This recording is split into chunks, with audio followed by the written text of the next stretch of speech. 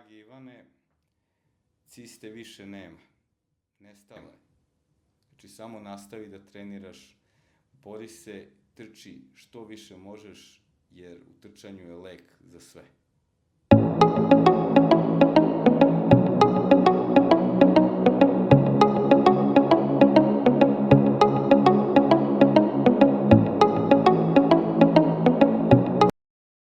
Zdravo svima, dobrodošli na Trkačku infuziju. Nalazimo se u Radonju, Kopaoniku, mestu gde predstavlja spoj etnoturizma i tradicije.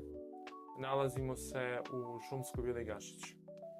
Jedno prelepo mesto koje zapravo zavređuje dosta pažnje i gde koristim priliku da pozovem sve trkače da ga posete, bilo da su u pitanju pripreme, bilo da je u pitanju bilo koja trka kao što je na primjer ova, a to je drugo izdanje trke Treska Trail.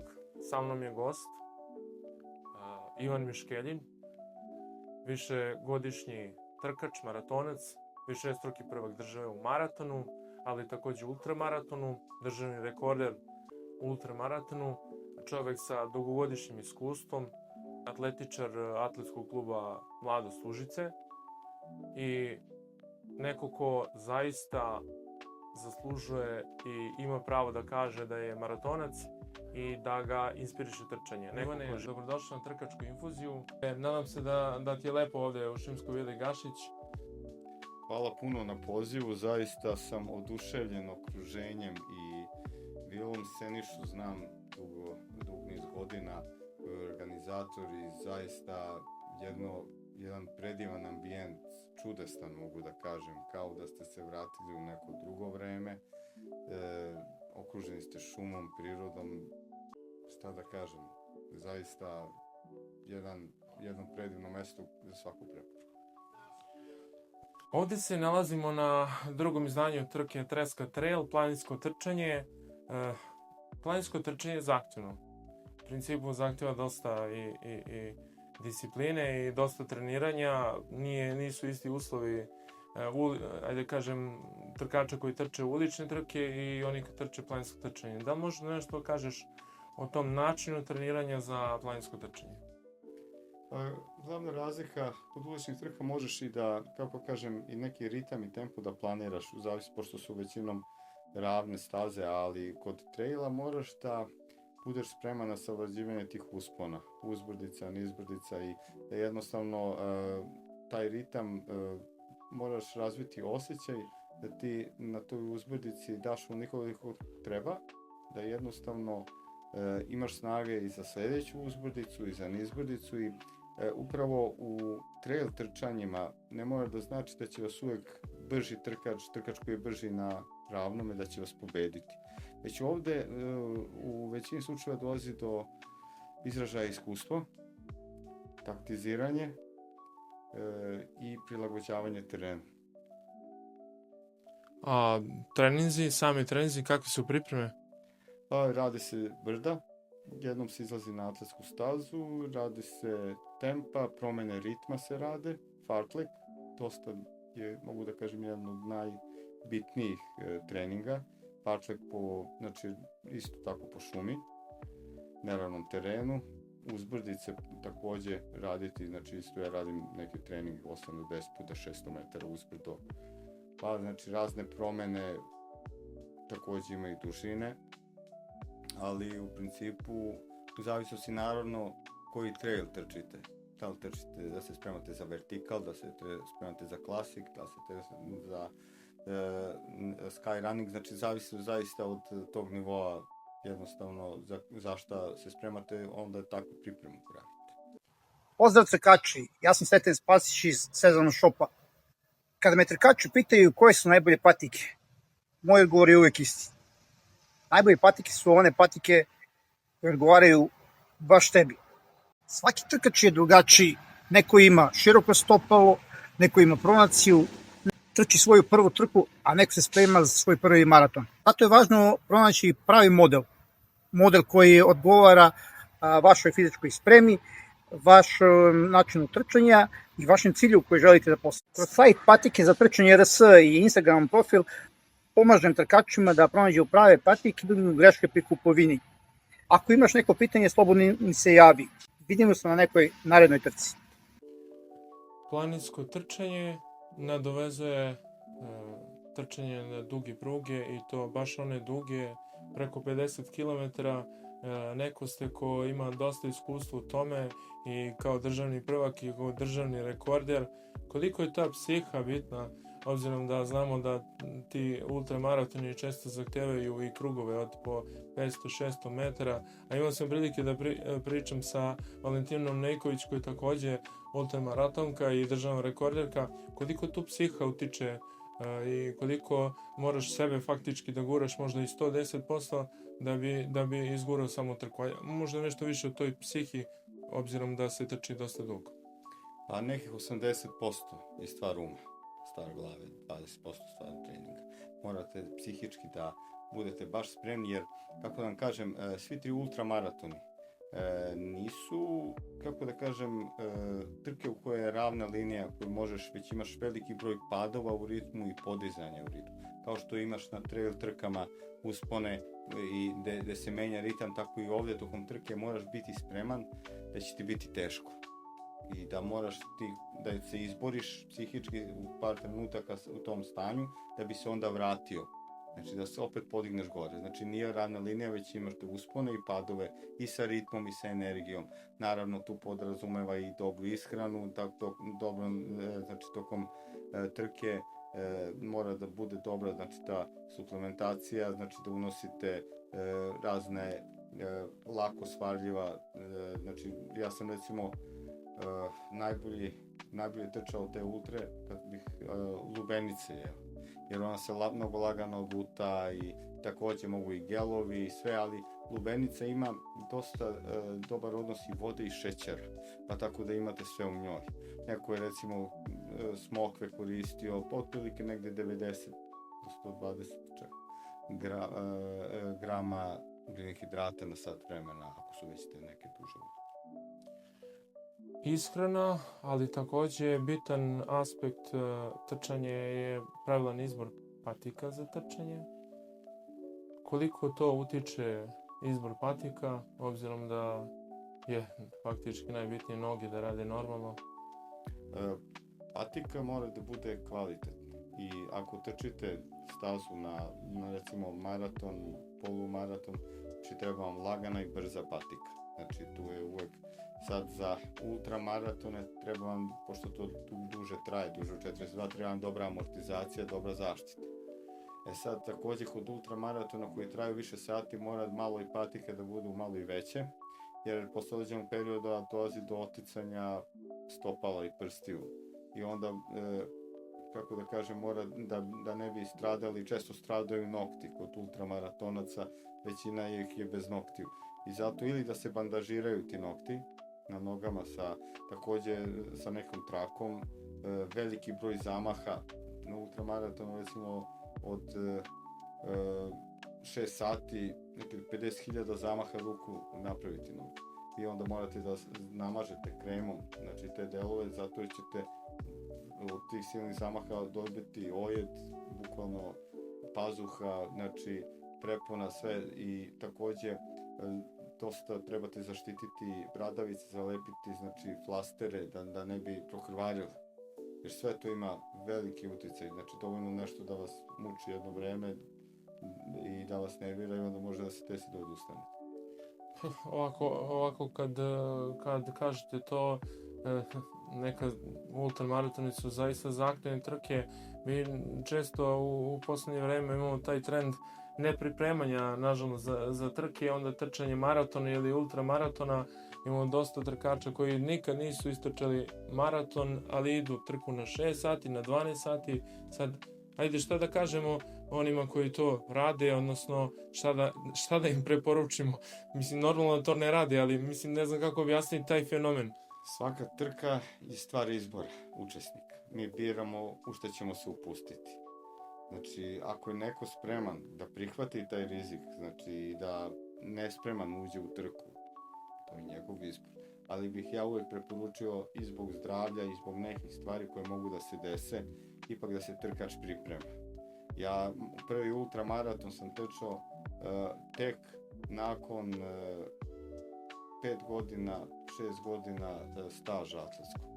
Ja sam prvi maraton trčao u životu tek nakon 2 godine staža.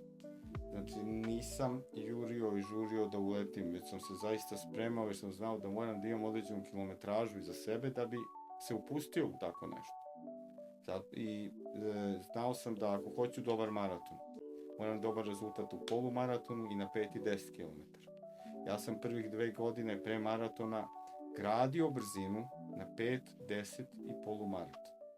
I onda kada sam napao prvi maraton u životu, postao sam prvak države u maratonu, uzeo titulu prvaka, ali sam ga napao spremno jer je iza mene bila kilometraža i sve ono što sam se spremao sve te godine. Kad sam onda nakon 5-6 godina, kad sam napao ultramaraton na 50 km, državni rekord, iza mene su stajali maratoni i polumaratoni, jedan staž. I onda sam napao i oborio državni rekord. Znači treba da ima staž, po meni treba se spremati.